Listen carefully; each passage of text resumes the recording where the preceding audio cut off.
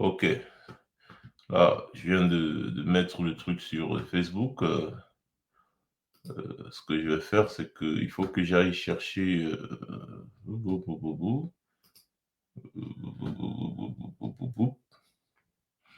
Donc, les gars, faites un maximum de partage. Hein. Faites un maximum de partage. Et puis, on va lancer. Sur TikTok, vous allez écouter en audio. En même temps, vous allez permettre aussi à d'autres personnes d'écouter sur, par exemple, sur Facebook, en vidéo, n'est-ce pas? Vous n'allez pas dire que je ne vous avais pas prévenu. Hein. Vous n'allez pas dire que je ne vous avais pas prévenu. Vous n'allez pas dire que Max n'avait pas prévenu. Donc, allez suivre mes anciens directs là où je vous parlais de la relation incestueuse entre Chantal et Ngongo. Je vous avais bien dit ça ici. À maintes reprises, j'ai parlé de ça. J'ai attiré l'attention. J'ai parlé, j'ai attiré l'attention.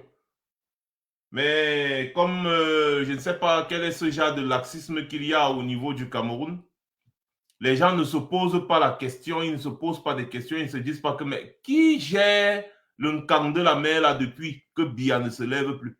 Bia a 93 ans et la mer là n'a que ou c'est 56. Mais ça veut dire qu'il y a quelqu'un qui gère son camp. Mais qui alors? Et vous avez là, n'est-ce pas, les révélations? Ce n'est pas n'importe qui, hein? Morgan Palmer, c'est pas n'importe qui. C'est quand même un journaliste quand même bien introduit. Hein? Et puis, il y a un ancien commissaire qui travaille dans les services de renseignement aussi au Cameroun, qui fait beaucoup de révélations. Ces temps-ci, vous croyez toujours que c'est le jeu. Donc, dès qu'on est bien nombreux là, on met. Chantal couche avec Ferdinand. Les amants de l'Apocalypse. Voilà ça. Quand Max Seigneur parle ces choses, les gens se disent que je ne sais pas. Ou bien vous vous dites peut-être que j'ai inventé, ou bien je ne sais pas. Moi, je ne comprends pas. Attendez. Hein? Je ne sais pas. Vous croyez que je m'assois dans ma chambre et j'invente les histoires avant de venir vous dire? Hein? Nioxement au sommet de l'État. C'est ça même qui est ça.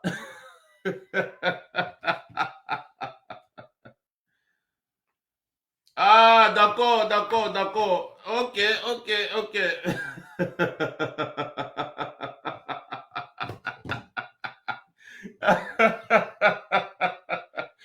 S'il vous plaît, Facebook, c'est vous qui avez le privilège de suivre en vidéo la vidéo des révélations fracassantes.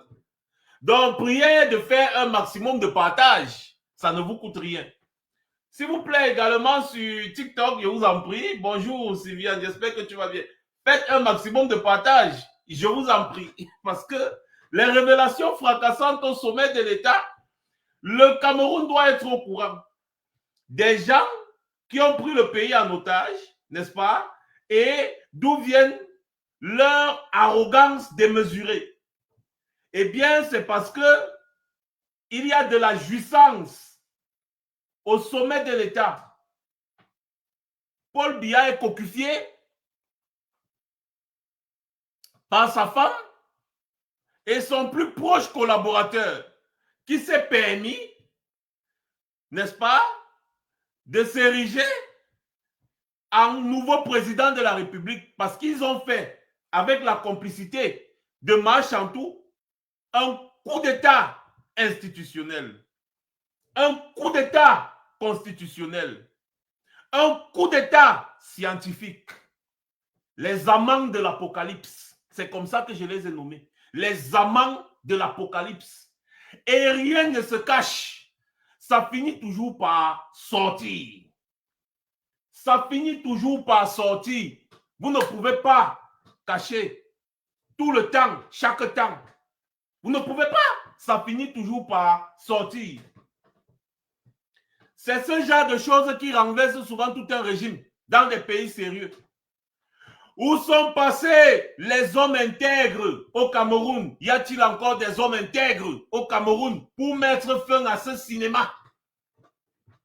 Sadina, la première dame, a attrapé le sgeg du secrétaire général à la présidence de la République et elle a fourré ça dans sa foufoune.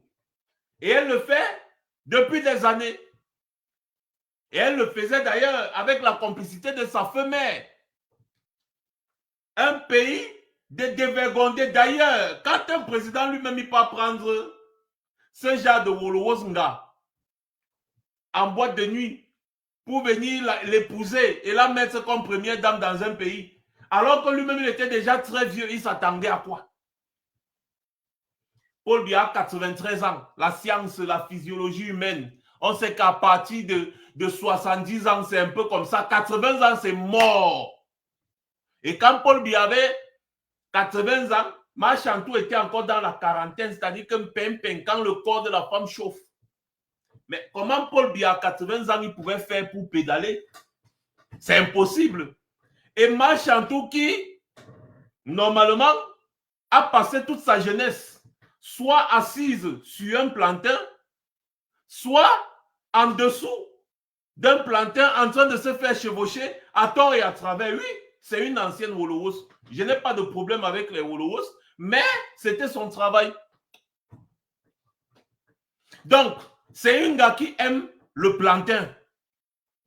Elle a d'ailleurs goûté tout genre de plantains, des plantains mûrs, des plantains non mûrs, des bananes, des courts, des gros, des longs, parce que c'était le genre qu'on appelle quand il y a des diplomates qui veulent s'amuser.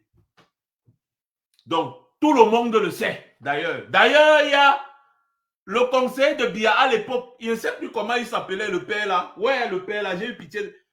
Le père avait posé la question à Biya que, mais comment toi tu peux aller chercher ce genre de waka pour venir dire que tu as envie de l'épouser? Non, le père, non, c'est une grosse waka.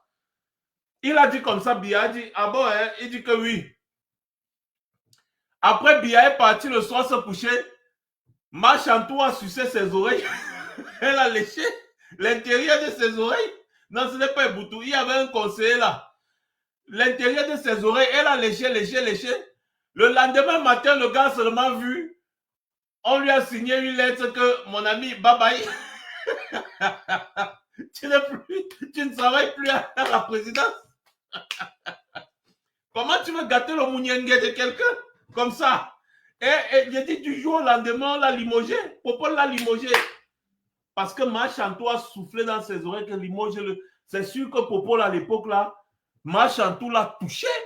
Il n'avait jamais ressenti ça parce que quand même, Jeanne-Irène Biya, c'était une aristocrate, c'était une femme qui avait de la classe, c'est-à-dire que c'était le genre de femme vraiment qui ne pouvait pas prendre certaines positions. Et donc Biya à l'époque, quand il est tombé sur Machantou, qui était déjà une championne olympique, mais elle lui a donné toutes les positions possibles. Il a perdu la tête. À quelques temps seulement après sa rencontre, il dit qu'il va épouser Machantou parce qu'il ne voulait pas laisser passer la qualité de la massa. Hein? On dirait le cheval en tête dans le PMUC. Hey, Facebook, ne m'énervez pas. Si je ne vois pas 500 000 likes là-bas, je ne mets pas la vidéo. Voilà la vidéo. C'est une vidéo.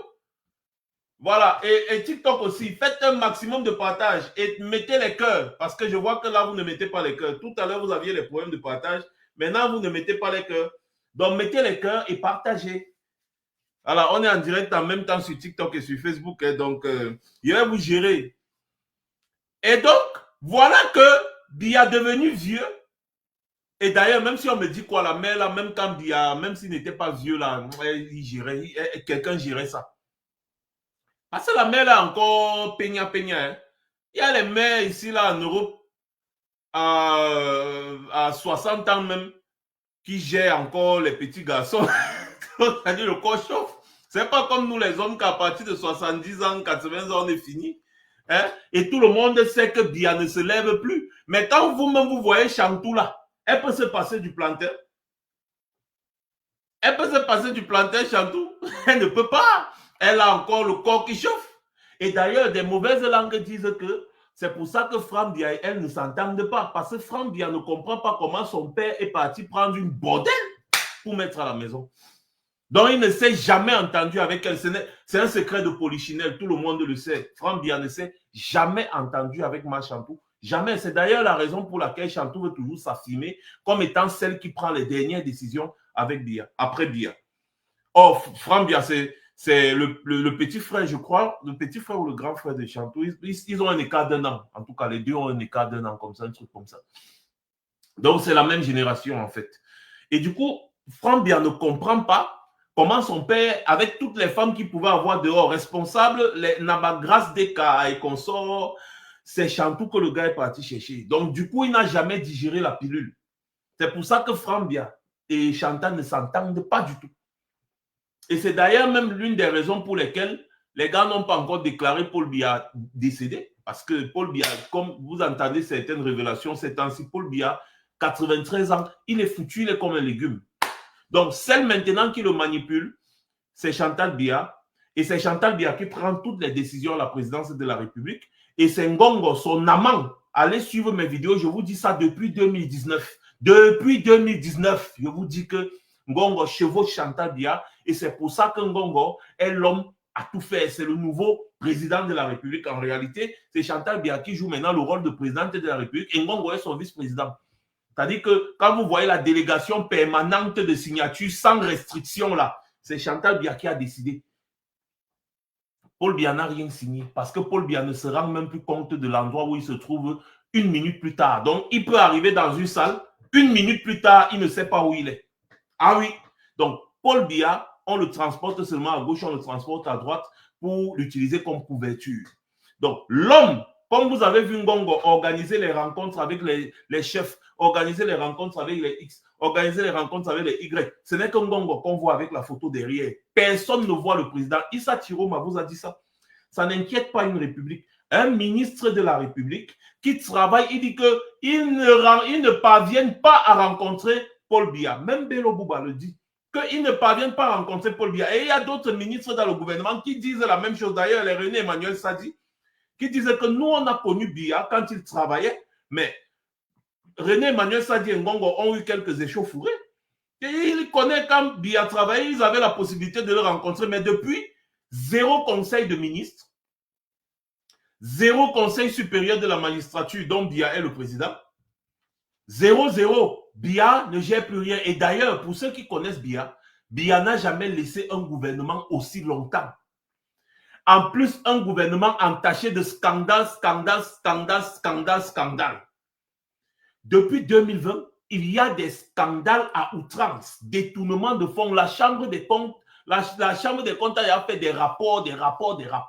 Vous entendez que le tribunal criminel spécial convoque des ministres. Les gars disent, je ne viens pas. Biya, que nous tous on connaît que Biya, là, même pour laver son image, il allait d'abord arrêter un ou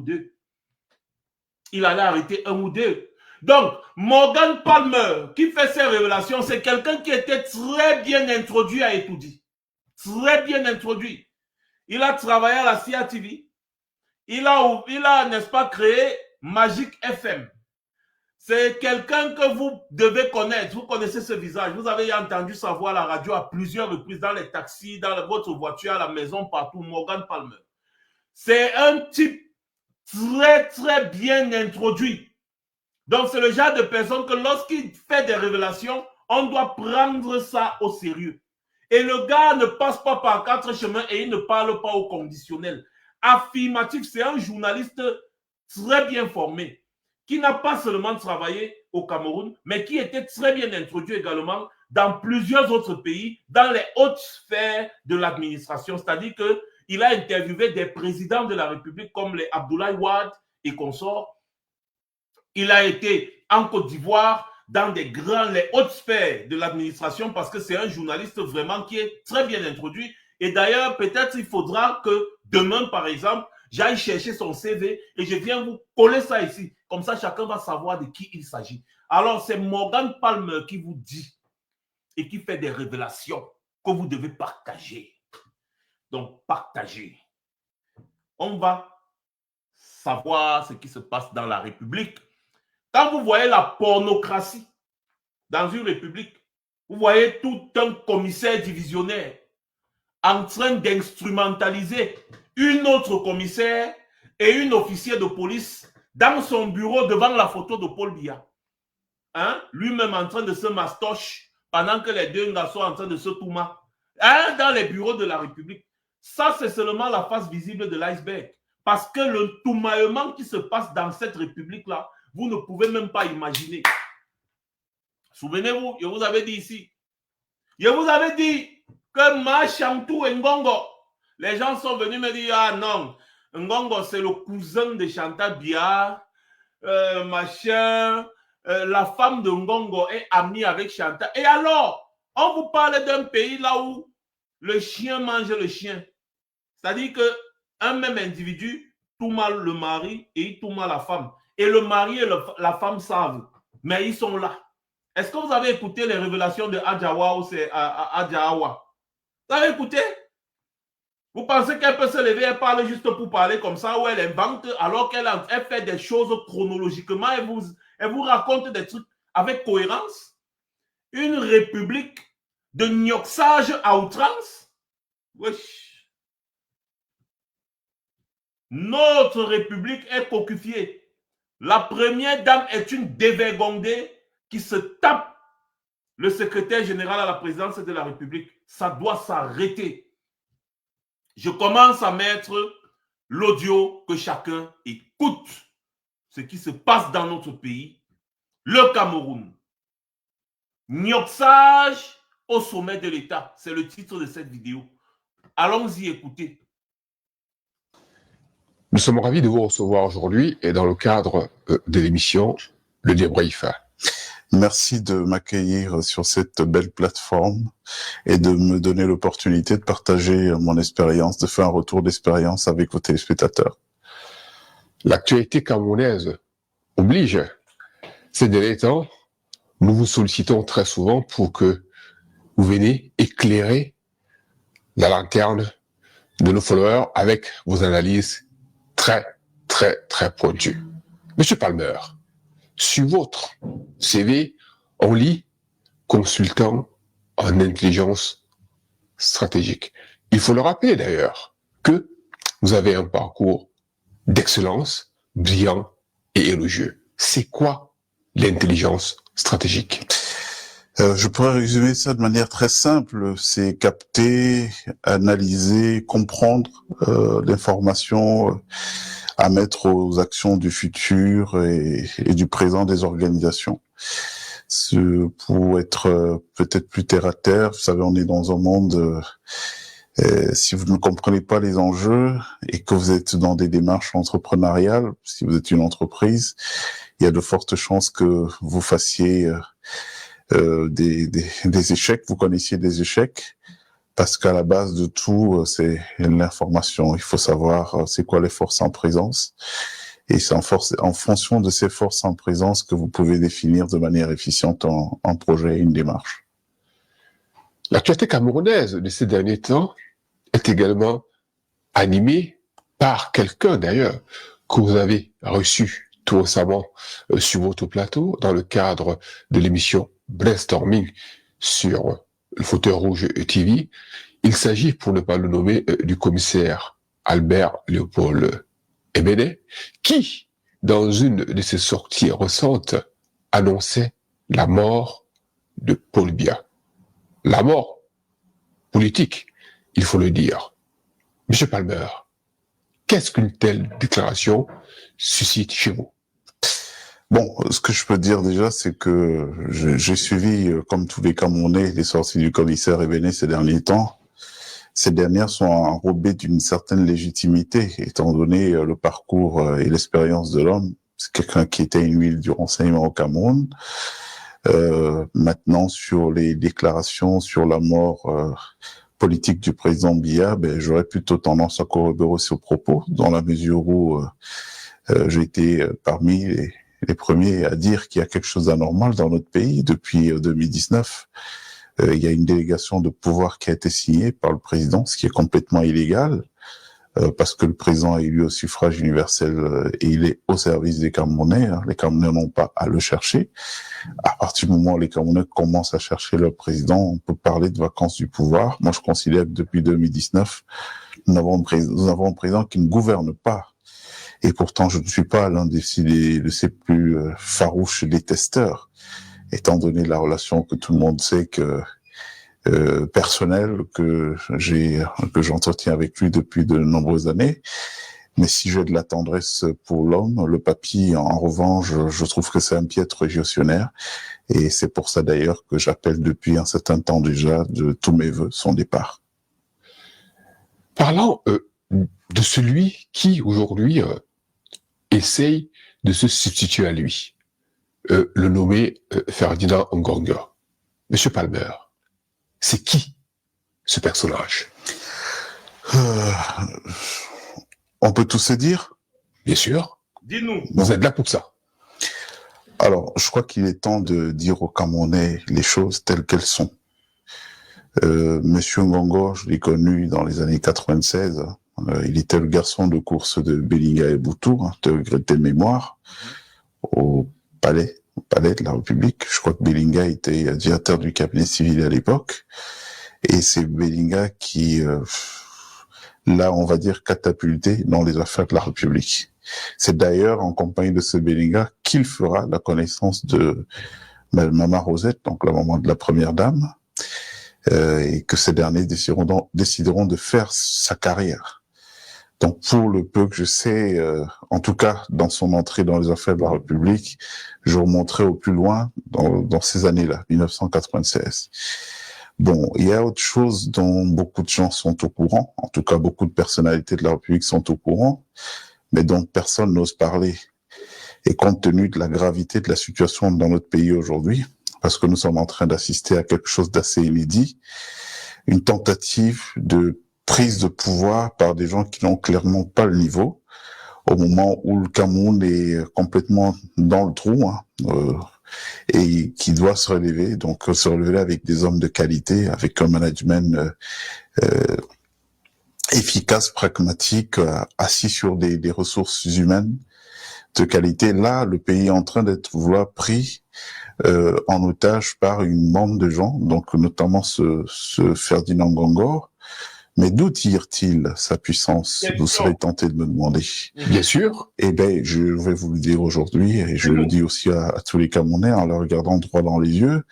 Il se trouve que Ferdinand Ngongor et Madame Biya couchent ensemble depuis de nombreuses années aujourd'hui.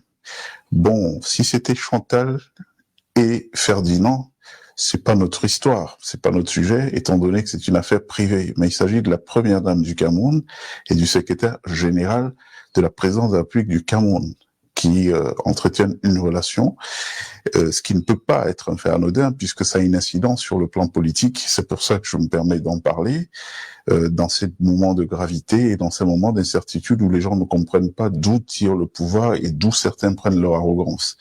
Donc ça vient de cette relation qui a été entérinée il y a de nombreuses années déjà, même quand Maman Rosette était en vie par cette dernière. Donc cette histoire ne date pas d'hier. Ah non, ça fait un moment déjà. Et si ça peut vous rassurer, il y a beaucoup de gens, pas tout le monde, mais un certain nombre d'autorités dans la République, je pourrais vous citer des noms, qui sont au courant, mais peut-être qui n'ont pas trop le courage d'assumer, de dire qu'aujourd'hui, clairement, on a un couple illégitime qui veut se légitimer en prenant le pouvoir cette fois-ci pour s'établir comme un couple officiel. Monsieur. Ouais. Camerounais. C'est un ancien journaliste de la CIA TV. Et c'est lui qui a créé Magic FM. Magic FM, la radio Magic FM. Que vous suivez toujours dans les télévisions, dans les taxis et consorts là-bas au Cameroun. C'est lui, Morgan Palmer. Tapotez, mettez les cœurs. Pourquoi vous ne mettez pas les cœurs? Tout à l'heure, vous avez bien mis les cœurs, mais vous ne mettez pas les cœurs. Pourquoi? Donc, nous, on ne va pas chercher les choses comme ça, on ne mérite pas les cœurs, ou bien, qu'est-ce qui ne va pas? c'est quelqu'un qui avait une relation particulière avec Paul Biya. Et les gens le savent, c'est quelqu'un qui a été très bien introduit à Etoudi. Les gens vous ont toujours dit, ah, Ngongo, c'est que c'est le cousin de Chantal Biya, c'est que juste parce qu'il est aussi Nanga. Non, attention. Comment on va présenter le cousin de Chantal Biya à la mère de Chantal Biya, non, mon frère? Et c'est Belinga Eboutou. Quand il était encore, je crois, DCC, qui a présenté Ngongo, parce que Ngongo était le garçon de course de Belinga Eboutou. Et Ngongo Nyokse Machantou depuis, même la mère de Machantou était au courant de l'affaire.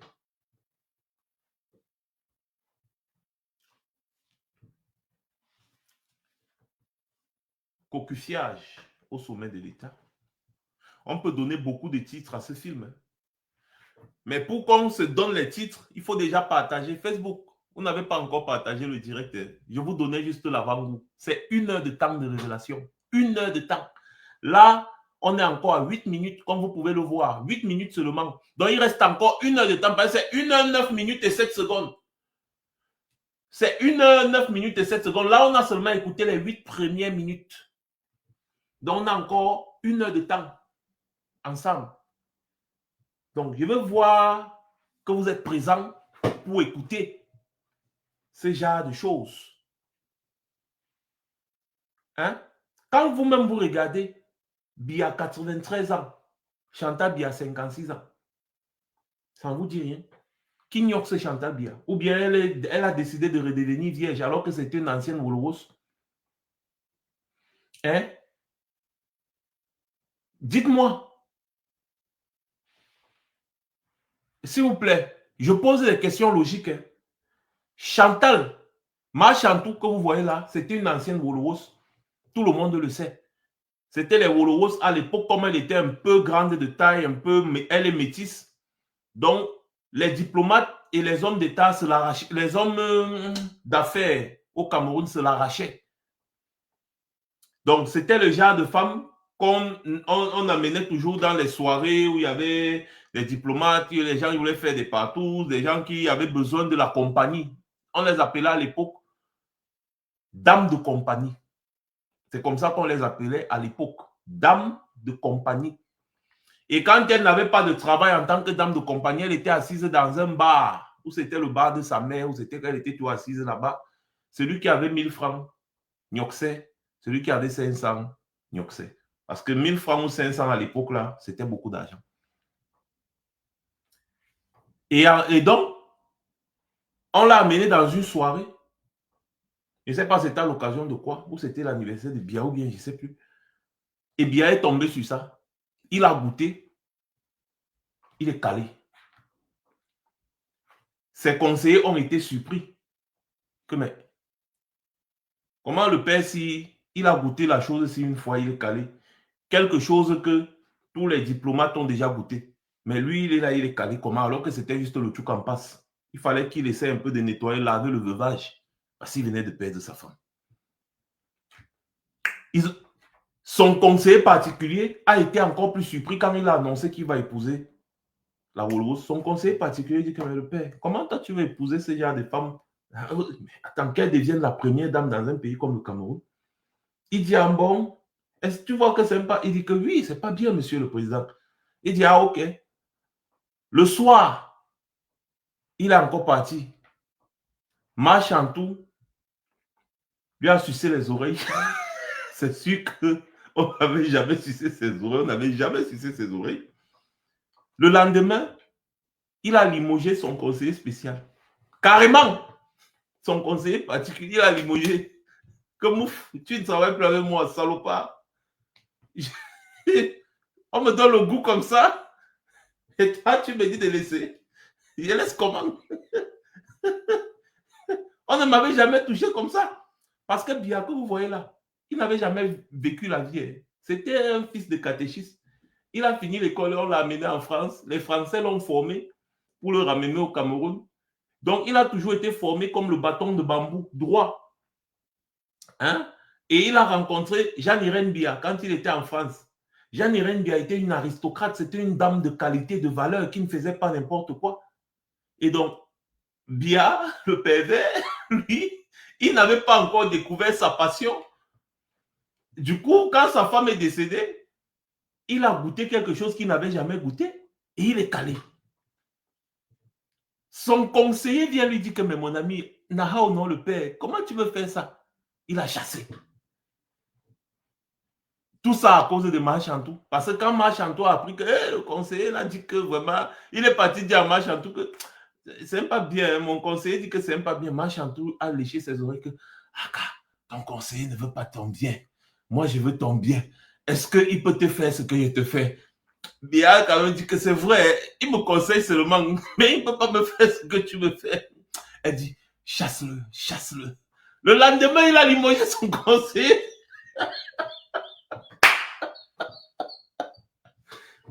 C'est ça la vérité. Est-ce que je manque? Allez demander à J. si je manque. Moi, je dis toujours la vérité. Max dit toujours la vérité.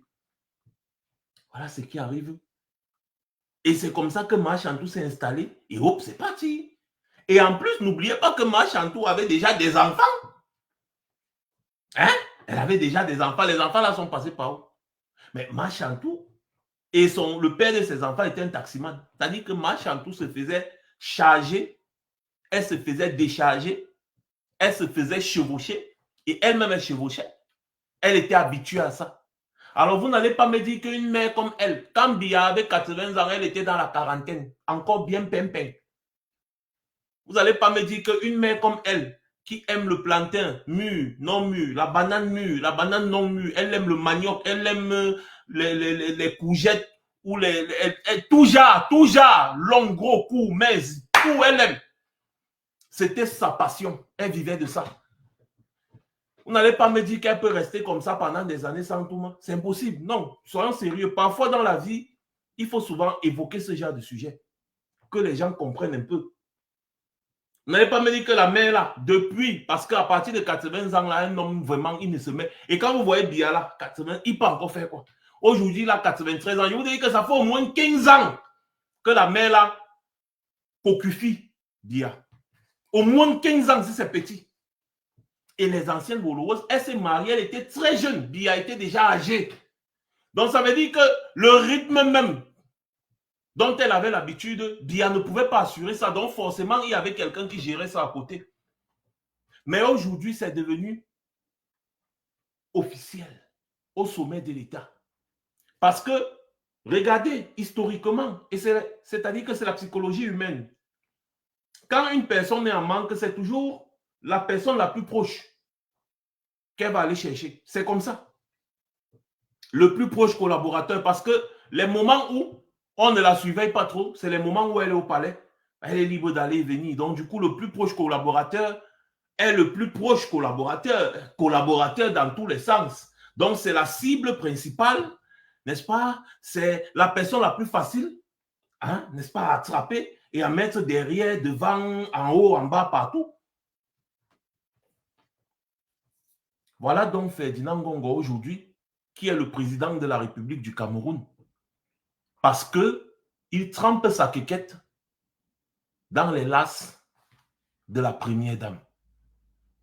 Et comme il fait ça, elle lui accorde tous les pouvoirs parce que c'est elle qui décide aujourd'hui. Et je vous ai toujours dit, elle ne s'entend pas avec Franck Bia parce que Franck Bia n'a jamais accepté le fait que son père épouse ce genre de Woloros. Une Woloros qui avait déjà tout mal avec tous les diplomates. Je dis bien tous les diplomates qui venaient au Cameroun. Elle était connue dans toutes les soirées, on invitait la jeune fille métisse un peu grande de taille là. Tout le monde se l'arrachait. Donc elle a connu des mires, des pas mires, des dires, des pas dires. Elle a connu tout genre. Donc Franck Bia, lui, n'a jamais accepté ça. C'est pour ça que les deux ne s'entendent pas. Même ceux qui ne suivent pas les affaires de la République savent que Machantou et Franck Bia ne s'entendent pas. Et ça, c'est le sujet de leur discorde. Donc là, ce n'est pas moi qui dis. Voilà les révélations de Morgan Palmer, que tout le monde vous connaissez. Vous connaissez Morgan Palmer. Vous avez écouté ça. C'est-à-dire que c'est quelqu'un qui était extrêmement bien introduit au Cameroun. Ancien journaliste de la CATV, fondateur de Magic FM. Morgan Palmer. qui vous fait ces révélations. Donc, comme vous avez encore bien partagé sur TikTok, sur Facebook aussi, je crois que vous avez partagé, je vais vérifier tout à l'heure, parce que vous, là, vous êtes têtu sur Facebook. On continue. Morgan Palmer, si on vous écoute, en réalité, M. Ferdinand Gorgon, il n'est pas juste en train de prendre le pouvoir de Biya, de se substituer à lui, mais en fait, il prend également son épouse. Oui, mais je ne pense pas, connaissant le vieux, qu'il ne le sait pas. Il le sait très bien. Hein?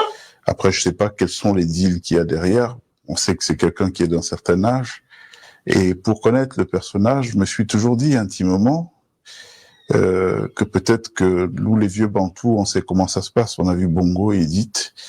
J'en dirai pas plus, mais j'étais quand même persuadé que il fallait pas chanter victoire trop tôt, parce que jusqu'à la dernière minute, on était capable, le vieux était capable d'exprimer sa malice.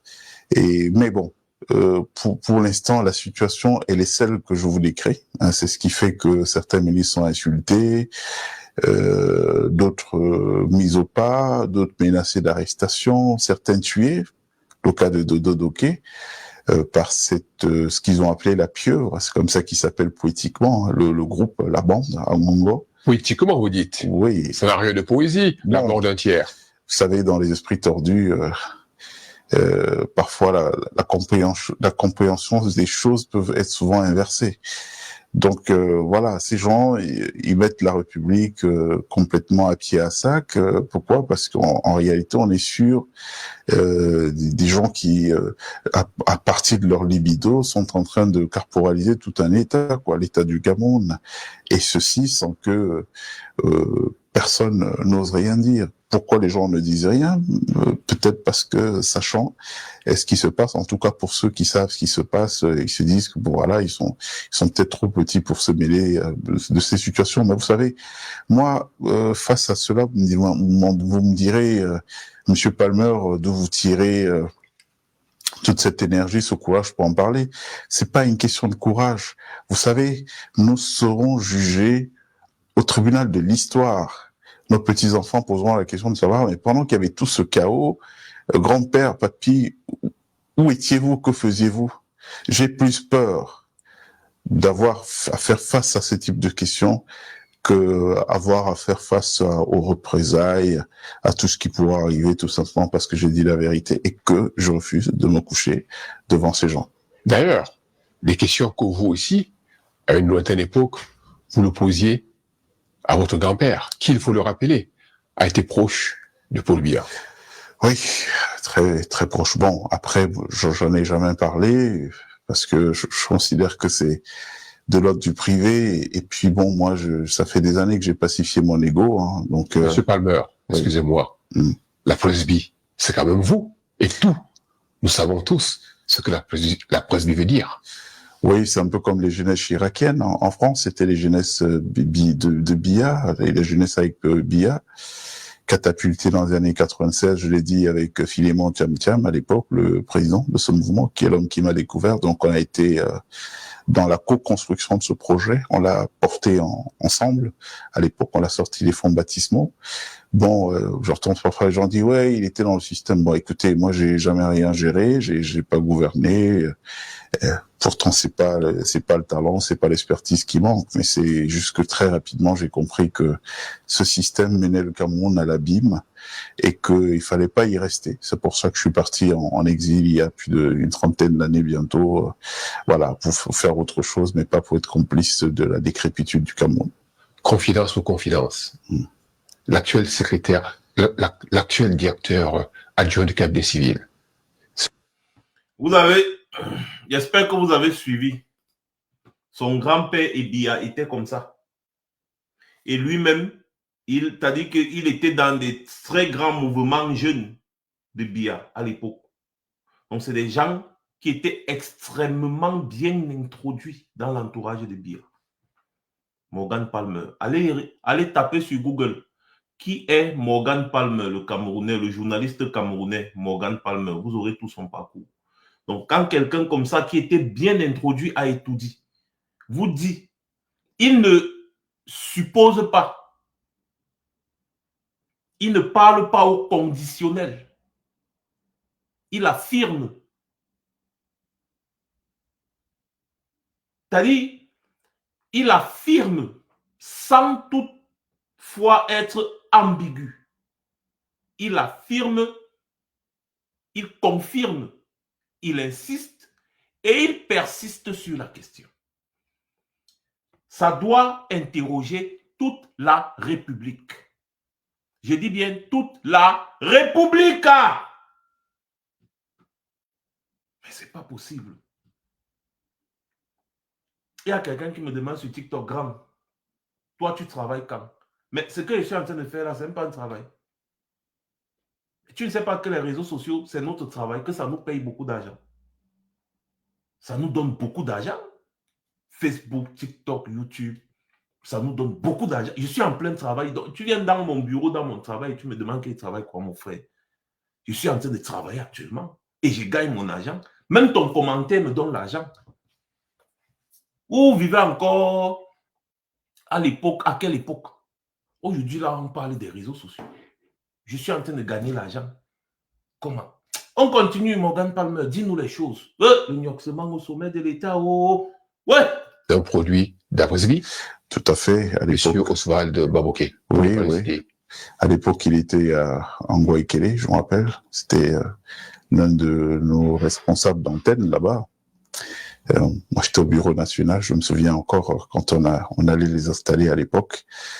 Voilà, c'est une époque bien lointaine. Non, c'est pour vous dire que voilà, il y a plus d'une trentaine d'années aujourd'hui, enfin bientôt une trentaine d'années que nous avons côtoyé ces systèmes de pouvoir, et donc si on approuvait ce qui se passe au Cameroun, on y serait, on ne serait pas à l'étranger. Monsieur Palmer, la toile en surchauffe. Certains se rincent les yeux, d'autres tournent le regard. Il circule actuellement des vidéos pas très élogieuses de la police dans un bureau d'un commissaire visionnaire. On voit des femmes Pourquoi vous ne tapotez pas dans des postures, on dirait, indécentes. Qu'est-ce que cela traduit de la situation actuelle du pouvoir à Yaoundé? Ben, ça traduit ce que nous décrivons. Il y a le commissaire Benet qui en parle souvent, et je vois des gens se permettre de venir remettre en question ce qu'il dit, hein, en émettant des opinions. Donc, il conteste des faits par des opinions. C'est très camerounais, là. Il conteste les faits par des opinions. C'est voilà. Très important, ça. Voilà. C'est très camerounais. Le doute thomasien des Camerounais, ils sont à remettre toujours en cause, à nier des évidences.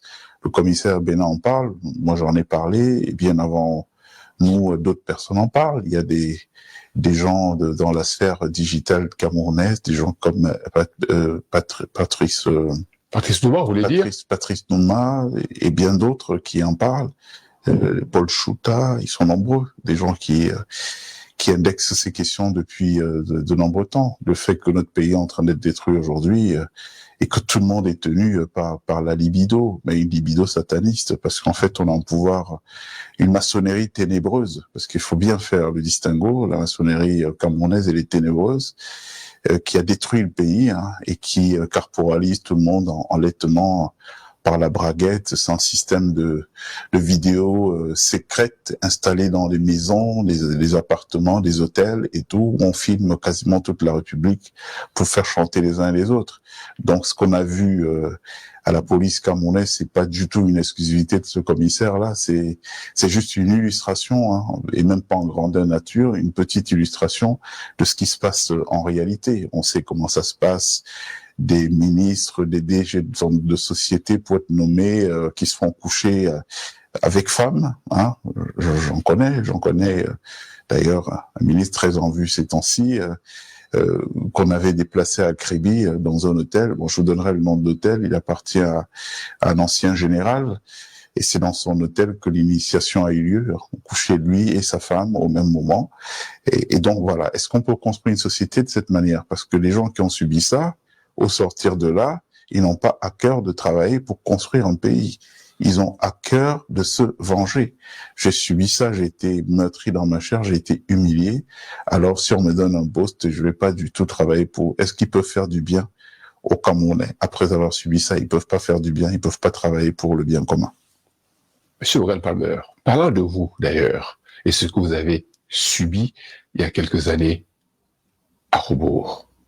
Aujourd'hui, quand on fait une due diligence sur les réseaux sociaux, sur Google par exemple, pour voir un tout petit peu qui êtes-vous, on est stupéfait par le type d'informations qu'on rencontre. On vous accuse de tout et de n'importe quoi. Il y a d'ailleurs un reportage attribué à tort à un journaliste qui parle de vous, Monsieur Palmer. Écoutons. Voici donc le bébé joufflu qui a voulu en découdre avec le PDG de Global TV, Émile Parfait Sim, Morgan Palmer. Ses parents savaient déjà qu'il serait un fugitif. Note, Morgan Palmer a trouvé garçon devant lui, en la personne PDG de Global TV, Émile Parfait Sim. L'homme est actuellement en cavale, il a fui avec les véhicules, fui avec les titres fonciers, il est introuvable. Après avoir vilipendé son ex-employeur partout sur les réseaux sociaux, le traité de tous les noms d'oiseaux, lui qui lui a donné une chance de revenir sur la scène publique. Malgré son insolence, son insalubrité et surtout son énorme incompétence. On le supportait malgré tout avec ses chaussures de skieur qu'il ne changeait jamais.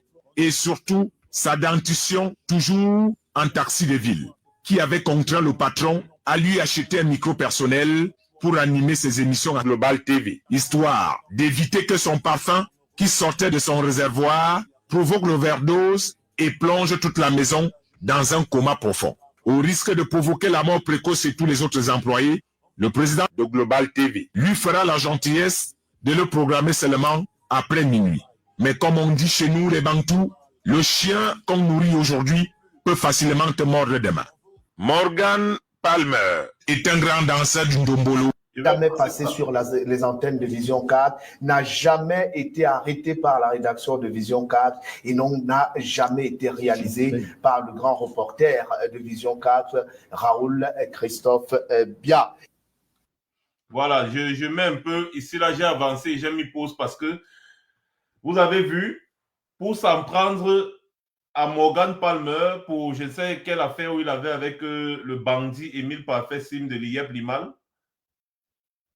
Comme d'habitude, ce sont les journaleux à gage de Vision 4 qui se sont arrangés, n'est-ce pas, pour faire des capsules sur lui, exactement comme ils avaient fait sur J.Remingono, sur nous là, sur moi, sur beaucoup de membres, n'est-ce pas, de la base Calibro, fils du planteur, Sandy Boston et consorts. Vous voyez? C'est-à-dire que c'est toujours les mêmes gens qu'on prend, n'est-ce pas, pour faire le sale boulot après, lorsqu'on sait que quelqu'un a, n'est-ce pas, quelque chose dans le ventre et qu'il risque de parler. Et donc, Morgan Palmer, n'est-ce pas, a risqué la mort. C'est-à-dire qu'il était en train de se balader un soir comme ça et les gens ont commencé à le poursuivre, c'est-à-dire des hommes cagoulés ont commencé à le poursuivre avec dans leur voiture toujours des grosses Prado noires. Lui, il était dans la sienne. On a foncé sur lui pour le cogner qu'il se gare, qu'on le prenne. Il a continué, il est parti se réfugier dans un commissariat de police. Heureusement pour lui, ce commissariat de police l'a accueilli. Et donc, il a échappé à un enlèvement. Vous voyez? C'est-à-dire qu'on devait le zogotiser. on devait le zogotiser. Tout simplement. Donc, il va peut-être répondre à ça, hein, mais ce qui nous intéressait là tout à l'heure, c'était l'affaire de Machantou Ngongo. Est-ce que c'est vous dont on parle? Bah écoutez, vous êtes mieux placé pour dire aux téléspectateurs que c'est un faux grossier et que c'est une illustration des méthodes criminelles du pouvoir de Yaoundé, parce que c'est un montage du pouvoir de Yaoundé à l'époque qui, après avoir constaté que j'étais un électron libre et que j'avais été malencontreusement tombé sur toute une série d'informations compromettantes les concernant, ont décidé de me faire taire. Tentative d'assassinat qui n'a pas réussi. J'ai eu la chance d'être protégé par la police nationale du Cameroun, à laquelle je rends hommage, à des amis, la garde présidentielle, et puis à bien d'autres personnes, à la France notamment aussi, que je remercie. Et donc, à défaut de me faire taire, de me tuer, comme ils ont essayé de le faire, eh ben, qu'est-ce qu'ils ont fait pour se venger? Ils ont répandu donc une série de calomnies, de diffamations. Vous lirez des articles écrits sur des sites fantaisistes, hein, en fait des sites qui leur appartiennent, où on vous trace des portraits qui sont très loin de votre réalité. Et donc, en 30 ans de carrière, je suis passé de l'honorabilité, d'un parcours d'excellence précieux à cette chronique entretenue parfois par des jeunes gens. On paye 10 000 CFA, 20 000 et tout pour écrire des choses qui ne tiennent pas la route. Évidemment, c'est source à préjudice, hein. Préjudice énorme, parce que pour les gens qui ne me connaissent pas, heureusement que je côtoie des gens d'un certain niveau, qui ont des moyens d'État pour pouvoir se renseigner, donc qui ont vite compris que bon, c'était un montage grossier fait par les autorités du Cameroun, mais pour les gens d'en bas qui me connaissent pas, effectivement, quand vous faites une due diligence et que vous tapez mon nom sur Google, vous tombez sur tous ces mensonges-là, qui datent curieusement de la même époque. Par contre, j'ai quel âge aujourd'hui? Donc c'est à cet âge que je décide de devenir un bandit. D'ailleurs, J'ai un casier judiciaire vierge, vous pouvez le voir. Donc voilà, c'est pas à cet âge qu'on se découvre une vocation de criminel. le délinquant. D'ailleurs, à l'image, on peut voir un tout petit peu que vous êtes très sollicité à travers le monde. Là, on vous voit lors d'une conférence organisée par AES. On vous a vu également tout récemment à Kinshasa.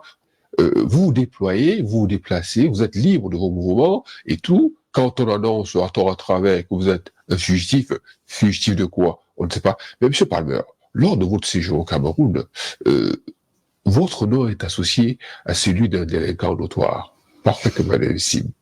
Dans quel contexte vous le rencontrez?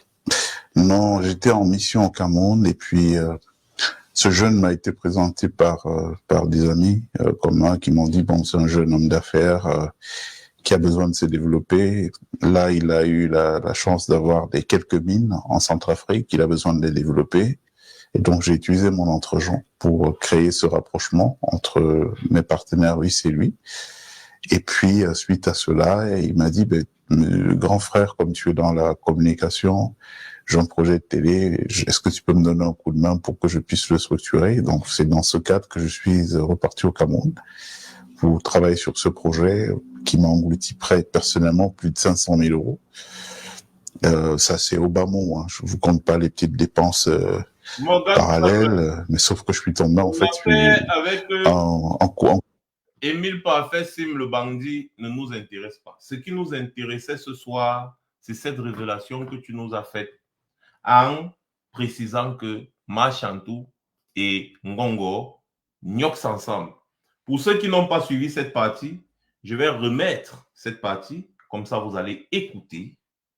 Et ensuite, on va décortiquer.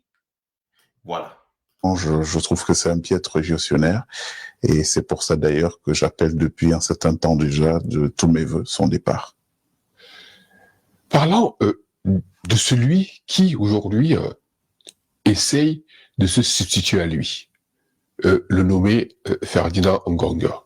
Monsieur Palmer, c'est qui ce personnage?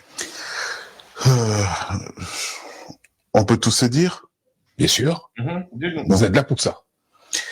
Alors, je crois qu'il est temps de dire aux Camerounais les choses telles qu'elles sont. Dis-nous. Monsieur Ngongo, je l'ai connu dans les années 96. Il était le garçon de course de Belinga et Boutou, hein, de regretter mémoire. Ngongo était le garçon de course de Belinga et Mboutou.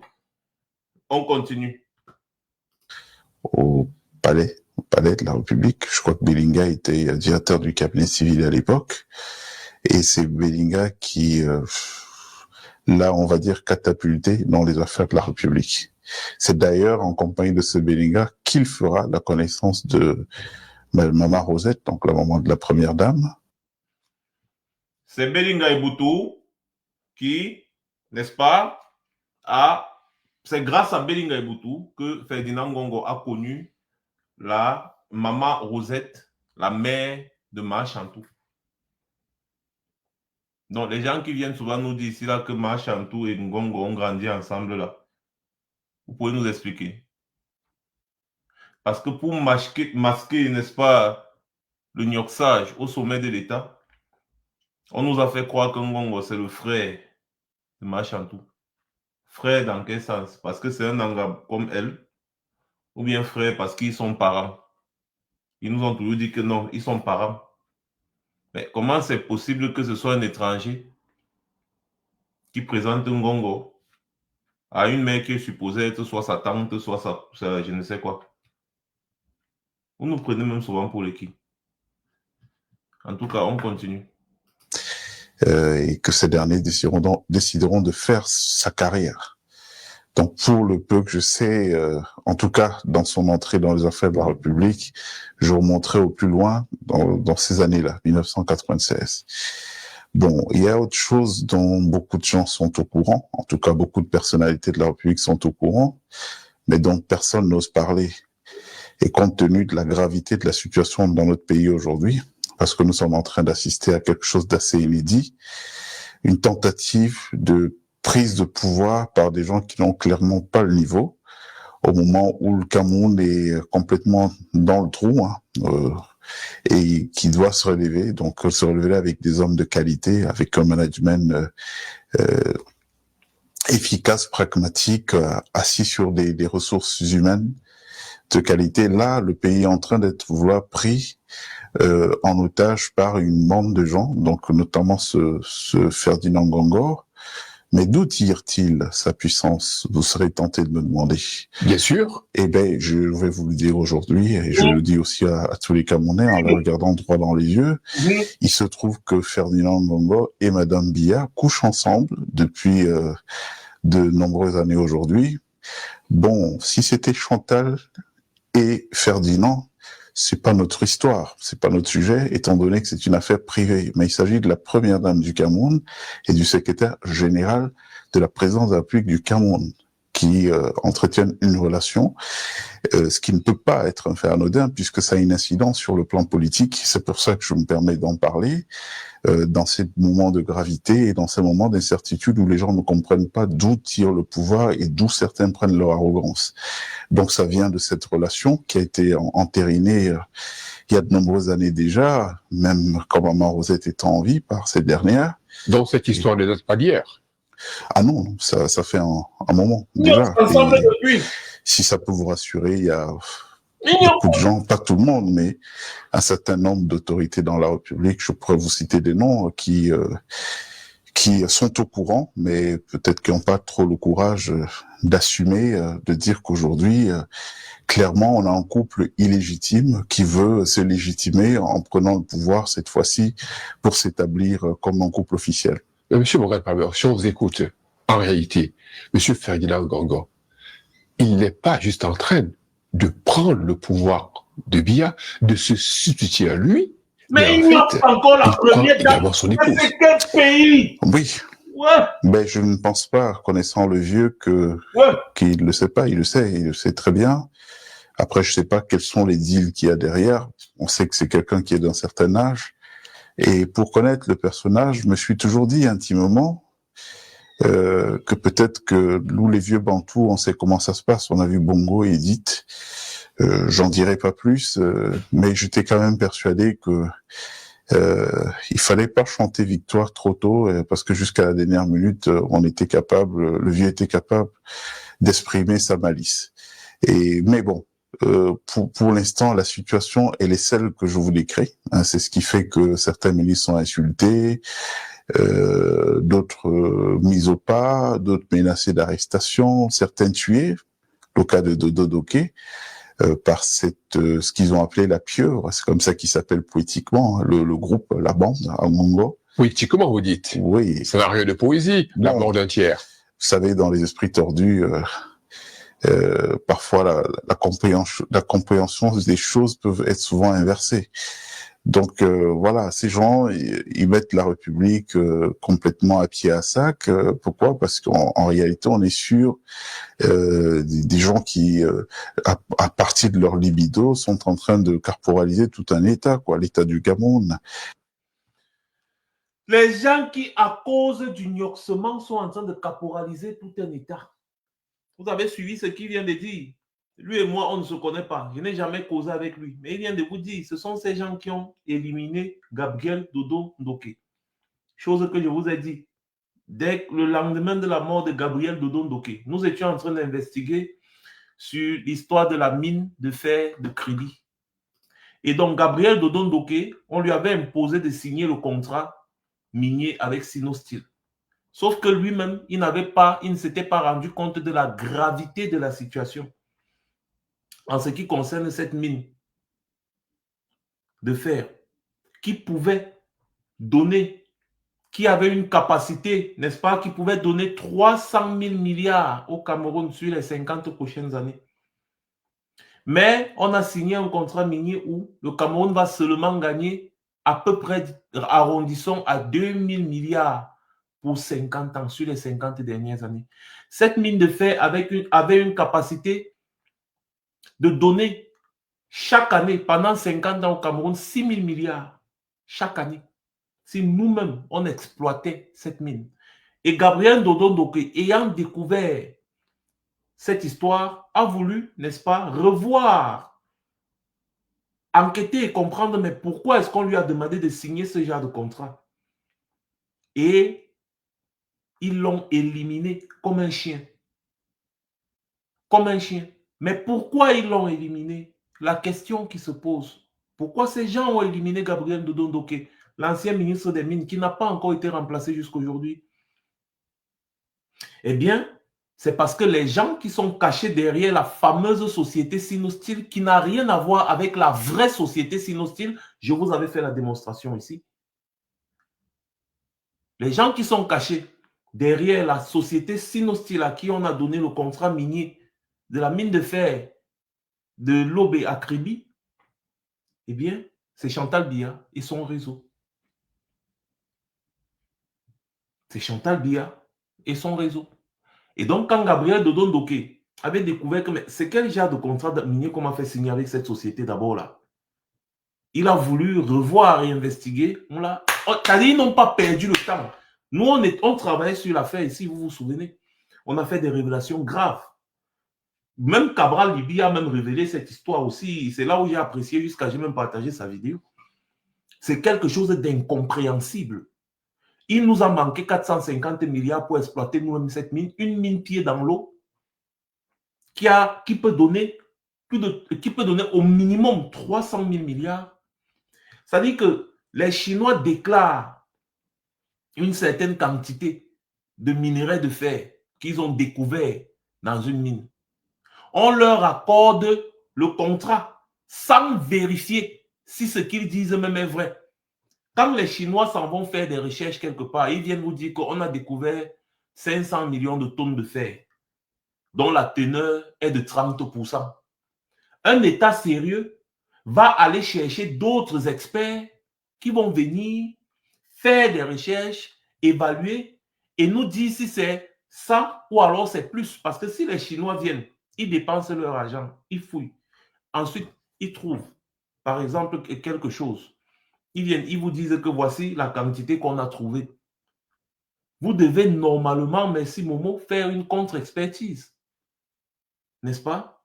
Donc, la société qu'ils disent chinoise est partie faire les recherches, est venue déclarer que non, c'est une mine qui a une quantité de minerais d'environ 500 millions de tonnes et une teneur en fer de 30%. Vous ne faites aucune vérification. Rien. Là, vous courez, vous signez le contrat à cette société. Vous signez le contrat. Maintenant, à la même période, il y avait la CAN qui se jouait au Cameroun. On a pu trouver 3 000 milliards pour organiser la CAN.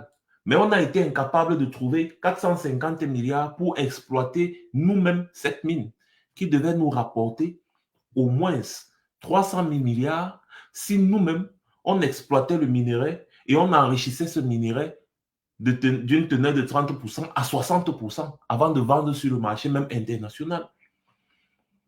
On a refusé de faire tout ça. Quelque chose qui ne nous coûtait absolument rien. Je connais des Camerounais qui pouvaient mettre 450 milliards sur la table pour exploiter cette mine-là. Et que ça profite au Cameroun. Non. Ils n'ont fait aucune contre-expertise, ils n'ont rien fait. Ils ont directement fait signer le contrat, le fameux contrat qui a fait beaucoup couler d'encre, beaucoup de salive. Et quand cette affaire est devenue vraiment très virale, Gabriel Dodon Doké s'est ressaisi et a voulu revoir ce contrat. Il a été purement et simplement éliminé. Alors, si Gabriel Dodon Doké a été éliminé, ça veut dire qu'il y a anguille sous roche. Parce que si ce sont des étrangers, disons par exemple, qui voulaient nous tromper, et que le ministre qui est censé défendre les intérêts du Cameroun se rend compte qu'on s'est fait tromper et veut revoir la chose, c'est au profit du Cameroun. Pourquoi il a été éliminé? Et on a masqué son assassinat en disant qu'il a mangé, il est rentré, il est mort. Il est parti à une soirée, on l'a invité, il a mangé, il est rentré, il est mort. On ne cherche même pas à questionner, voir son téléphone, mener des enquêtes comme des vrais enquêteurs pour dire il était où, il a mangé quoi, qu'est-ce qu'il a tué. On a seulement dit un ministre de la République est mort, comme un chien. Et c'est passé. Un ministre de la République meurt comme ça. Son corps, on parle d'assassinat, on parle de ceci, après on dit on va mener l'enquête. Et puis jusqu'aujourd'hui, enquête, vous connaissez les enquêtes qu'on dit qu'on a ouvertes là-bas, qui ne se ferment jamais. Donc, si le ministre s'est fait éliminer, il s'est fait éliminer par qui? Par les Chinois là.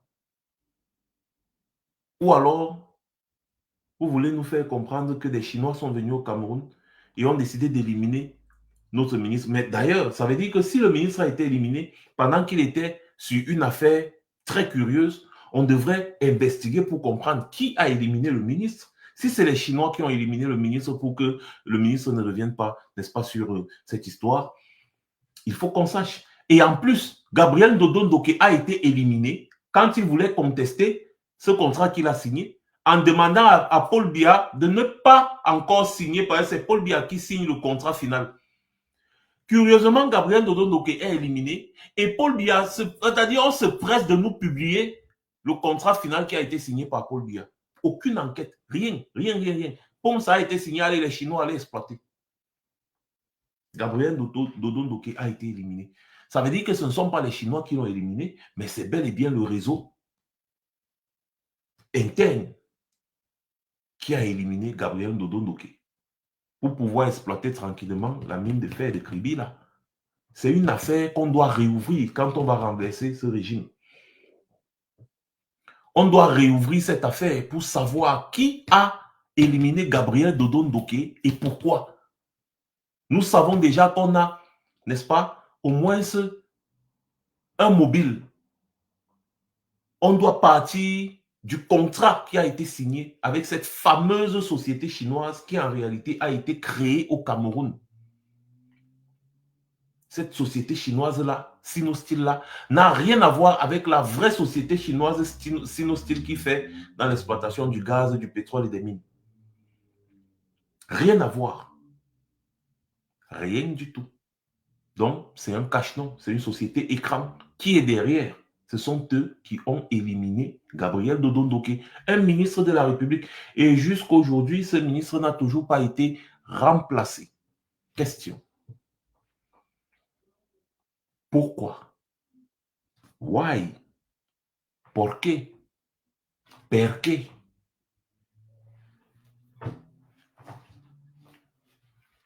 Donc, mes chers frères et sœurs, en réalité, il y a une mafia qui s'est installée au sommet de l'État.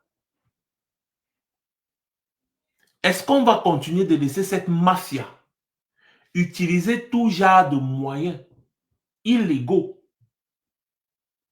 pour s'accaparer de la République, pour s'accaparer des biens de la République? Ça, c'est des questions que chaque Camerounais doit se poser. Ce sont ces gens qui se sont accaparés du pétrole camerounais. Ils s'en vont acheter le pétrole et ils viennent vendre aux Camerounais. Ils prennent les bénéfices, ils mettent dans leur poche. Ils imposent des taxes aux Camerounais qu'ils prennent, ils mettent dans leur poche. Sur chaque litre de carburant, de pétrole que vous achetez, de carburant que vous achetez à la pompe, je répète, sur chaque litre de carburant que vous achetez à la pompe, il y a une taxe qu'ils ont mis, ils ont ajouté de 47,8 francs pour soi-disant soutenir la Sonara qui avait brûlé en 2019. Ils ont ajouté ça légalement. Sauf que vous payez cela depuis 2019, après que la Sonara ait brûlé. Nous sommes en 2025, 6 ans plus tard. La Sonara n'a toujours pas été réparée. Ils n'ont toujours pas remis la Sonara sur pied. Alors que l'argent que vous payez, 47,8 francs par litre, je dis bien par litre de carburant, était censé aider à rénover la Sonara. Jusqu'aujourd'hui, quand vous totalisez que vous consommez environ 200 millions de litres de carburant par mois au Cameroun, vous vous rendez compte que vous avez déjà payé environ 700 milliards de francs CFA. Rien qu'avec cette taxe-là qu'ils ont ajoutée sur chaque litre de carburant que vous consommez au Cameroun. Et là, la personne qui a confirmé cette histoire, c'est Robert Mouté Ambassa, ancien militant cadre du RDPC, expert en matière pétrolière. Robert Mouté Ambassa. C'est lui, n'est-ce pas, qui avait révélé cela. Jusqu'aujourd'hui, la Sonara est toujours en piteux état et personne ne sait où l'argent dont je vous parle est passé. Une chose est sûre, cet argent a disparu. Et vous continuez de payer jusqu'aujourd'hui. Je cite mes sources. Valeb Sala, vous avez signifié que chaque année, environ plus de 1000 milliards sont détournés sur les recettes pétrolières au Cameroun. Chaque année. Maurice Kamto vous a dit qu'il n'y a pas de subvention. D'ailleurs, moi, je l'ai dit ici à plusieurs reprises, il n'y a aucune subvention que l'État du Cameroun paye. Pourquoi? Parce que le pétrole camerounais n'est pas consommé au Cameroun. Le pétrole camerounais que les sociétés françaises et autres exploitent au Cameroun sont exportés bruts. C'est destiné exclusivement à l'exportation. Ce n'est pas le pétrole camerounais que vous consommez au Cameroun. Et lorsque vous avez besoin du carburant sur le marché camerounais, ces gens-là, vous savez ce qu'ils font? Ils prennent le nom de l'État du Cameroun, ils s'en vont voir des revendeurs qui vendent le pétrole dans les grands bateaux. On les appelle les traders. Ils s'en vont les voir pour prendre le carburant à crédit afin de l'importer, de le transporter jusqu'au Cameroun et le mettre sur le marché. Et le prix du litre, quand ils partent prendre là-bas, c'est moins de 300 francs. Moins de 300 francs. Eux-mêmes, ils ont publié les chiffres. Ce n'est pas moi qui dis. Et donc, quand le carburant là est transporté, on a payé le transport jusqu'à c'est arrivé à la SCDP, la Société de dépôt pétrolier. C'est-à-dire que là où c'est final, ça a coûté 340 francs le litre. Donc, prix d'achat, 340 francs le litre de carburant.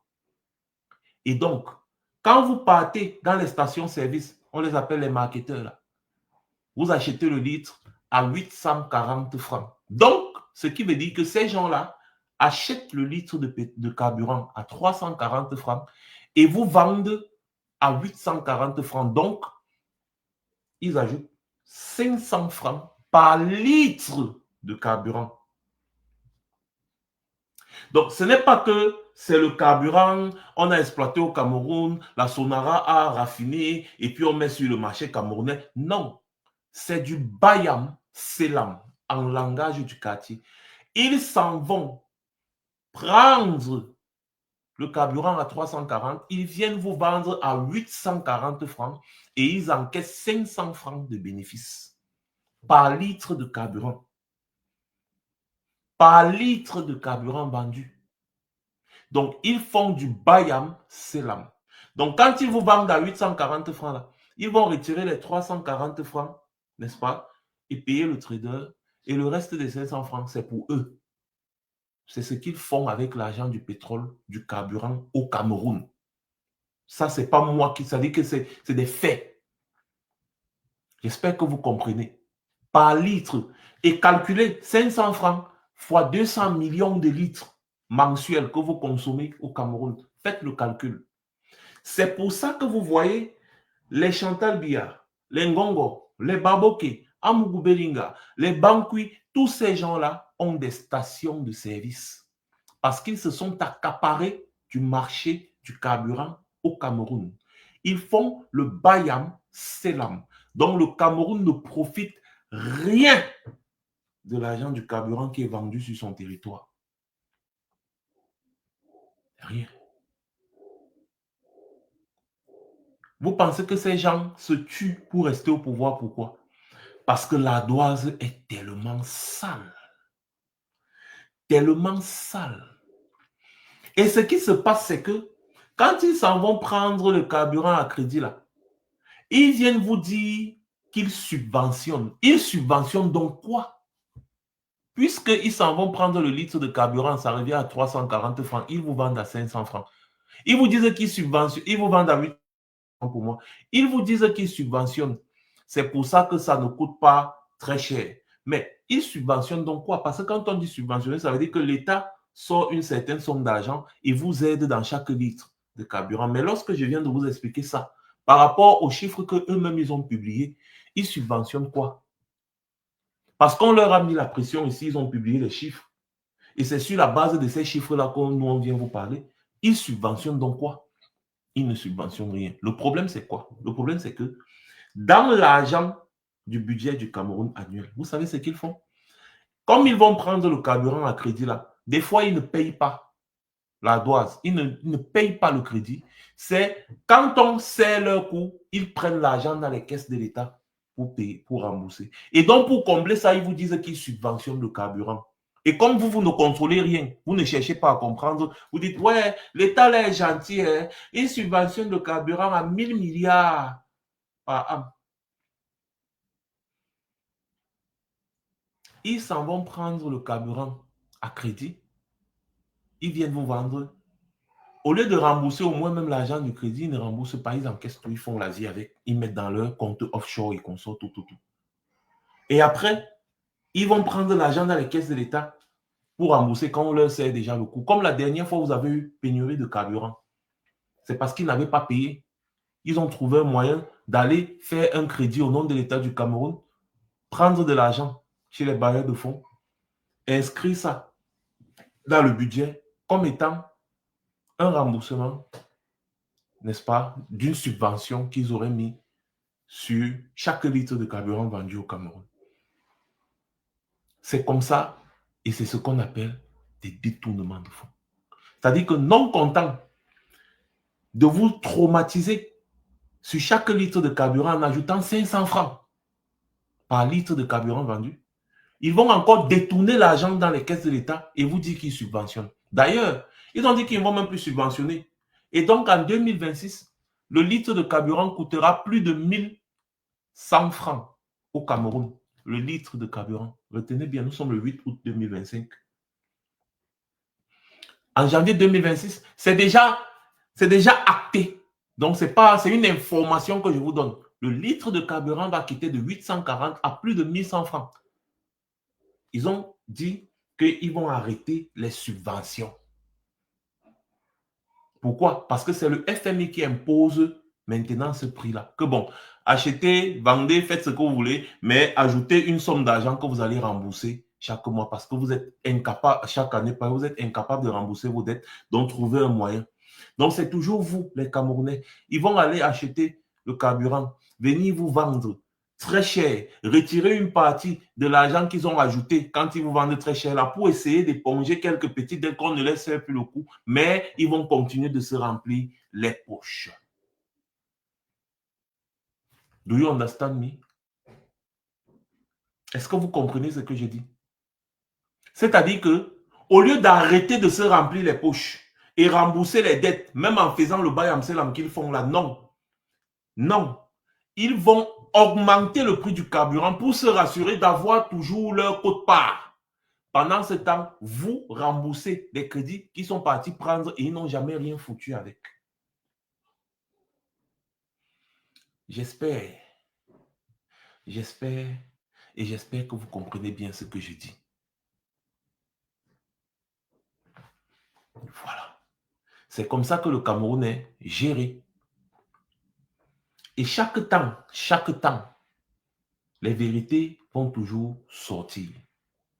Et nous, on sera ici en train de vous dire exactement les mêmes choses. Voilà. Donc, les gars, on a écouté et j'espère que chacun d'entre vous sait au moins ce qui se passe au sommet de l'État. Le nuancement qui se passe au sommet de l'État, c'est inadmissible. Il faut qu'il y ait un homme courageux dans ce Cameroun qui dise non, ça suffit. On peut plutôt cautionner ça dans un pays. Voilà. Donc, merci beaucoup d'avoir été aussi nombreux. On va dire merci, n'est-ce pas, à notre Morgan Palmer d'avoir fait ce genre de révélations. Je vais vous partager les vidéos découpées là, comme ça vous aussi vous allez prendre ça et vous allez partager sur les groupes WhatsApp partout, sur vos comptes TikTok partout. Je vais mettre ces vidéos à votre disposition. Pour ceux qui veulent télécharger la vidéo de Facebook, mes vidéos sont libres de droit, donc ne vous gênez pas. Téléchargez mes vidéos comme vous voulez, vous partagez ou vous découpez, faites ce que vous voulez. Je ne mets pas les droits d'auteur sur mes vidéos. Parce que quand on est en sensibilisation, on ne met pas les droits d'auteur sur ces vidéos. On permet aux gens de récupérer et de partager pour sensibiliser. C'est très important et c'est ce que je vous dis toujours. Même sur TikTok, vos vidéos que vous faites, ne bloquez pas le téléchargement. Laissez les gens être capables de télécharger vos vidéos et de les réutiliser. Ne bloquez pas les doublages ou alors le collage, les trucs comme ça. Non. Ouvrez complètement vos vidéos et ne mettez jamais les droits d'auteur parce qu'on n'entre pas en résistance, en révolution pour vendre les vidéos, bloquer les vidéos que les gens n'utilisent pas ou les gens, c'est que vous faites du faux. Alors, si vous empêchez les gens de réutiliser votre contenu alors que vous êtes dans une lutte de libération d'un peuple, ça veut dire que vous faites du faux, tout simplement. On est dans la sensibilisation. Vous ne devez pas faire le commerce avec la sensibilisation. Soit vous sensibilisez, soit vous ne sensibilisez pas. Voilà. Un activiste, un éveilleur de conscience, un lanceur d'alerte n'est pas un commerçant. Donc, vos contenus doivent être réutilisés à volonté. Et c'est ce que je fais depuis que je suis sur les réseaux sociaux. Jamais je n'ai mis les droits d'auteur sur mes contenus. Chacun peut réutiliser mes contenus, que ce soit YouTube, Facebook, TikTok. Vous réutilisez mes contenus comme vous voulez. C'est téléchargeable, c'est tout. Je ne bloque rien. Voilà. Donc, merci beaucoup d'avoir été aussi nombreux et merci beaucoup d'avoir fait beaucoup de partages, beaucoup de cœurs vous avez mis. Merci à tous ceux qui étaient là dès le début. Merci à tous les modérateurs qui ont fait un excellent travail sur TikTok. Merci à tous. On reste connectés parce que la lutte ne fait que commencer. C'est ce que Maurice Kamto a dit. D'ailleurs, demain, on va essayer, n'est-ce pas, de remettre les vidéos de Maurice Kamto et de comprendre le message derrière le message. Sur ce, passez une bonne soirée. C'était Max Senior. Je reviendrai très certainement